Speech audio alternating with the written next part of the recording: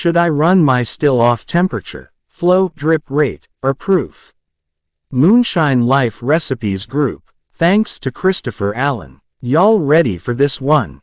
This highly debated question has been asked over and over to ad nauseum. Rather than give a direct answer, I'll give you some of the insights I have. For this comparison, I will be focusing on a couple different variables as examples. Those main variables will be energy input, still design, and base ABV in your mash. I plan to make a case, or dissuade you for that matter, from using these variables as a basis for each temp, flow, and proof. Temp. First and foremost, temp. I found temperature as a benchmark to be the thing that people tend to hate the most but can't get away from, as those same people always seem to be staring at the thermometer. Still design plays an important role in the temperature at which a still runs. If your still is designed with a thumper, you're essentially running a sealed system, and sealed systems create pressure. Pressurizing a gas will increases its internal energy, which is often reflected in higher temperatures and pressures. Gay-Lussac's law states that the pressure of a gas is directionally proportional to its temperature. Essentially, the higher the pressure, the higher the temp. And the higher the volume of liquid you have in your thumper, the higher the pressure needed for that gas to pass through that liquid on its way to the condenser. As a result, the temperature in the pot will be higher than that of a pot without a thumper. Temperature can vary greatly depending on the environmental elements as well. If you've ever run a still outside, then you know the temperature will need to be higher in the colder months. I learned this firsthand trying to run a still with my father-in-law on a windy day. No matter what we did, we couldn't seem to get the temperature high enough for the still to produce liquor. The cool night breeze was blowing the heat away and kept the still from reaching production temp. But as soon as we set up a windbreak, the still immediately started to drip. The loss of heat meant we had to run the still hotter than we normally would had we been indoors. Furthermore, energy input is not the same as temperature.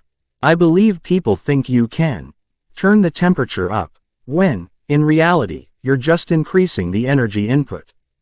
The deeper you get into your run, the more energy that's needed to pull the alcohol out of the wash mash. This will be reflected in higher temperatures in the later portion of the run.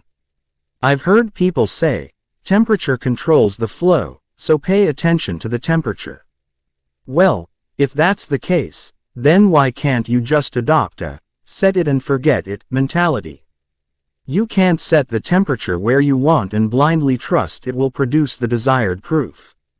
We know this to be the case since temperature isn't constant throughout the duration of your run.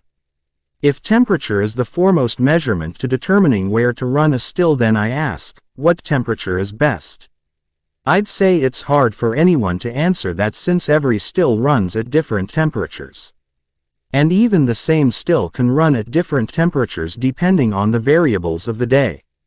Flow, drip. Flow changes throughout your run as well. The further into your run you go, the slower the flow, drip rate. As a lot of us know, you need to increase the energy heat to get the same flow the farther into your run you get. The tails take much more energy to pull off than the hearts or foreshots do. Also, some still designs allow for a faster flow. The larger the diameter of the piping, including the line arm, thumper, and condenser, the less the vapor flow will be choked, throttled down, thus increasing the flow. Additionally, the larger the pot, the more alcohol that will be produced. Anyone that's seen a large commercial still in action knows the difference in flow they can produce compared to a 5-gallon stovetop still. We aren't talking about a slow drip here. Commercial stills can be like opening a water hose full throttle. I'm sure we've all heard someone say that a particular still will piss liquor. Lastly, flow can be directly linked to the amount of alcohol in the base mash. A mash with an 5% ABV will produce a much lighter flow, drip than a mash with an ABV of 15%. Proof. Lastly, there's proof. To be honest, I think proof is just as bad as flow and temperature when it comes to indication during a run of the still. As you begin your distillation run, the proof will be the highest in the foreshots and heads.